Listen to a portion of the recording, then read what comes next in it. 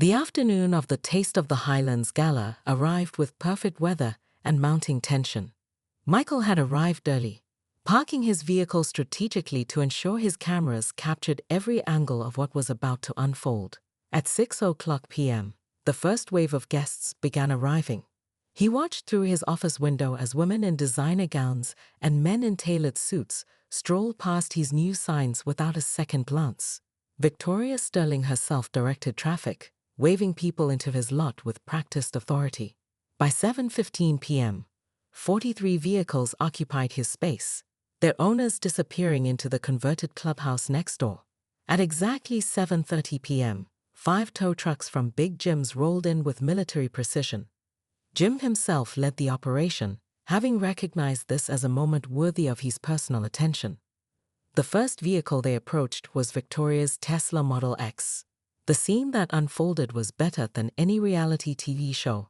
Through his cameras, Michael watched as the first party guest emerged, champagne glass still in hand, to find her Bentley suspended in air. Her shrieks of indignation drew others, and soon the parking lot resembled an elegant ant colony, thrown into chaos. Victoria Sterling burst out of the clubhouse, her face contorting as she watched her Tesla being hitched up. "Stop this immediately," she commanded, running as fast as her Louboutins would allow. "Do you know who I am?" Jim barely glanced up from his clipboard. "Yes, ma'am. You're someone parked illegally on private property. Here's your retrieval information." The next 30 minutes were a symphony of entitled outrage. People called lawyers, threatened careers, and demanded to speak to supervisors. One man in a tuxedo attempted to climb into his Porsche while it was already elevated, only to be stopped by Jim's calm explanation about the legal liabilities of such an action. Sandra Mills emerged with tears streaming down her face. "Victoria, you said this was handled. You promised we had an understanding with him." Michael finally stepped out of his office, documentation in hand, as several police cars arrived, called by the HOA members themselves. The responding officers, already briefed about the situation, merely confirmed that every towing was legal and justified. The final blow came when a local news van pulled up. Victoria's attempts to paint this as community harassment backfired spectacularly as Michael calmly presented his evidence: months of documentation, security footage, emails, and the lost police department contract. The reporter's eyes lit up with the realization that she had stumbled onto a perfect David versus Goliath story. By midnight, the lot was empty. Not a single car remained. The retrieval fees, as posted clearly on Michael's new signs, were substantial. The towing company's impound lot was across town, meaning many guests had to call rideshares home from their abbreviated gala.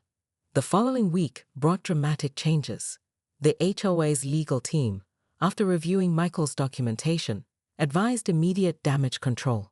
A formal apology was issued to all parties involved, including full reimbursement of towing fees. Victoria Sterling resigned from her position, though rumors suggested the board had given her little choice. The new HOA president, surprisingly, was Sandra Mills. Her first official act was to approve funding for a parking garage addition to the Highlands property. She personally delivered the announcement to Michael, along with a genuine apology and an offer to recommend his repair services to residents. Most satisfyingly, the police department representative called back. "Mr. Chen," he said, "we've reviewed the recent events and your handling of the situation. Your professionalism and documentation impressed us. Would you be interested in discussing a revised contract?" Michael stood in his parking lot that evening, watching the sunset reflect off his empty spaces.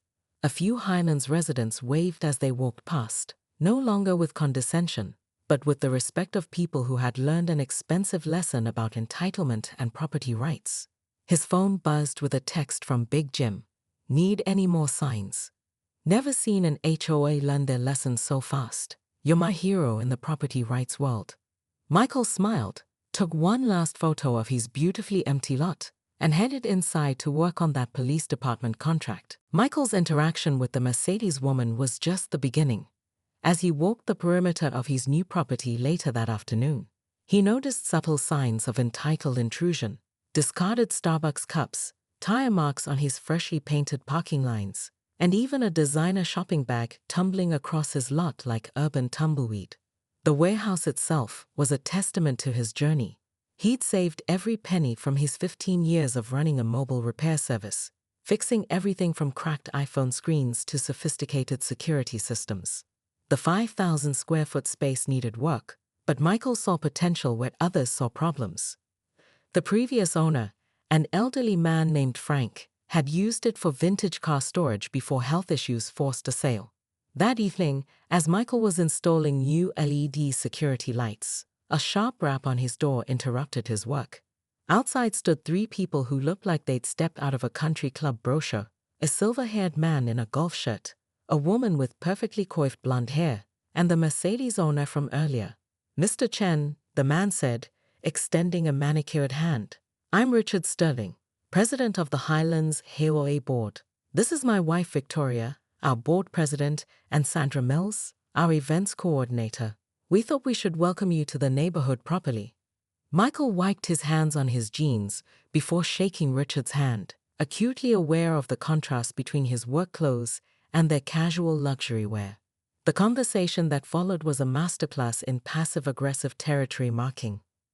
"We're so pleased someone's finally doing something with this old place," Victoria smiled, her eyes scanning the property with barely concealed disdain. Frank was such a dear friend of the community. He always understood the importance of being accommodating. Sandra nodded enthusiastically. "Oh yes, he was wonderful about letting us use the parking during our events. The Highlands social calendar is quite extensive, you know. We have wine tastings, book clubs, charity galas." "I'm not part of your HOA," Michael stated firmly, pulling out his property documents. "This is a commercial space, and the parking lot is private property." Richard's smile didn't waver, but his eyes hardened. "Now, Mr. Chen, surely you understand the concept of grandfathered arrangements. Frank's agreement with us was informal but long-standing. The community has come to rely on this space." "The community?" Michael raised an eyebrow. "You mean the residents of your luxury condos?" Victoria stepped forward, pearl necklace catching the light from Michael's newly installed LEDs. "Mr. Chen, we're trying to be neighborly here. The Highlands maintains a certain standard. Surely we can come to an understanding that benefits everyone?" The implication was clear. They saw his business as beneath them, an inconvenience to their privileged lifestyle. Michael thought of his parents, who'd immigrated with nothing and taught him to stand his ground with dignity. He thought of his 15 years of building his reputation one repair at a time. He thought of the $400,000 mortgage he'd signed just days ago. "I understand perfectly," Michael replied, his voice steady. "I understand that you're used to getting your way. I understand that you think your convenience matters more than my business. And I understand that you're about to be very disappointed." The trio exchanged glances, their practiced smiles faltering. As they turned to leave, Victoria paused. "We'd hate for your new business to get off on the wrong foot in this community, Mr. Chen. Not everyone is as understanding as we are." Michael watched them walk away, their threats hanging in the air like storm clouds. He pulled out his phone and began researching security camera systems and towing companies. This wasn't just about parking anymore. It was about standing up to years of entitled behavior, and Michael Chen was just the person to do it. Michael's methodical nature proved invaluable as the battle with the Highlands HOA intensified. Each morning, he arrived early to photograph vehicles parked overnight. Each evening, he archived emails and recorded conversations. His security cameras captured a daily parade of entitlement that would have been almost comical if it weren't so infuriating. The HOA's tactics grew increasingly sophisticated. After his initial complaints, they began distributing official-looking parking passes to their residents. The Highlands Auxiliary Parking Permit read the laminated cards, complete with a gold seal and Victoria Sterling's flourishing signature. The sheer audacity of creating permits for someone else's private property left Michael speechless. One Tuesday morning, he arrived to find a landscaping crew planting flowers along his property line. Courtesy of the Highlands HOA, said their work order. It wasn't an act of kindness. It was a calculated move to blur property boundaries. Michael had the flowers removed within the hour, earning him a strongly worded email about his hostile attitude toward community beautification efforts. The psychological warfare extended to his clients. Whenever customers parked in his lot, they'd find notes on their windshields. This space is reserved for Highlands residents during community events. Please respect our neighborhood policies. Some clients started canceling appointments, citing the controversial parking situation. During a particularly tense week, Michael discovered that Victoria Sterling had gone even further. She'd contacted his mortgage lender, suggesting that his controversial business practices might make him a risky investment. The bank officer, fortunately, saw through the attempt at interference and warned Michael about the inquiry. The situation reached a new level during the Highlands monthly board meeting, which Michael attended with his documentation in hand. The community room buzzed with whispers as he took his seat. Victoria Sterling controlled the room with practiced ease, relegating his concerns to any other business at the end of the agenda. "Now, Mr. Chen," Victoria's voice dripped with artificial sweetness, "you've raised some interesting points about parking. However, our legal team has reviewed the historical precedent. I have the property deed right here." Michael interrupted, his voice firm. "There is no easement, no shared parking agreement, no historical precedent that holds any legal weight." Richard Sterling cleared his throat. "Perhaps we're dealing with a cultural misunderstanding. In this neighborhood." "Excuse me." Michael stood, his patience finally snapping. "A cultural misunderstanding. Let me explain something about my culture, Mr. Sterling. I was taught to respect others' property, to work hard, and to stand up to bullies, regardless of how expensive their cars are." The room fell silent. Victoria's perfectly maintained smile cracked slightly. "Mr. Chen, if you continue this hostile attitude, we'll have no choice but to." "To what?" Michael challenged. "To keep pretending you own my property? To keep harassing my customers? To keep threatening my business?" He placed a thick folder on the table. "Every email, every photo, every incident report, every conversation, I've documented everything." Sandra Mills, the events coordinator, shifted uncomfortably. "Victoria, maybe we should consider alternative parking arrangements for our events." "Absolutely not," Victoria snapped. "Mr. Chen needs to understand how things work here. This isn't some strip mall repair shop. This is the Highlands." As Michael packed up his documents, Victoria's final words followed him to the door. "You'll regret not working with us, Mr. Chen. The Highlands has a long memory." That night, reviewing his security footage, Michael watched as 3 cars with Highlands parking permits pulled into his lot. The drivers ignored his signs, his cameras, and his rights as a property owner. But they'd soon learn that Michael Chen had a long memory too, and a plan that would make them regret every entitled moment. The $50,000 police department contract had been Michael's big break, a chance to establish his business as the go-to repair service for local law enforcement equipment. Now, watching the representative's car pull away from his blocked loading dock, he felt something snap inside him. The 3 vehicles preventing the delivery belonged to regular offenders: a white Tesla Model X, Victoria Sterling's personal car, a black Range Rover, Sandra Mills, and a red Porsche Cayenne he'd seen countless times. Inside his office, Michael's computer pinged with new emails. The first was from the police department. "Mr. Chen, due to today's delivery complications and concerns about reliable access to your facility, we'll be pursuing other service providers. We appreciate your previous proposal, but require guaranteed accessibility for emergency equipment."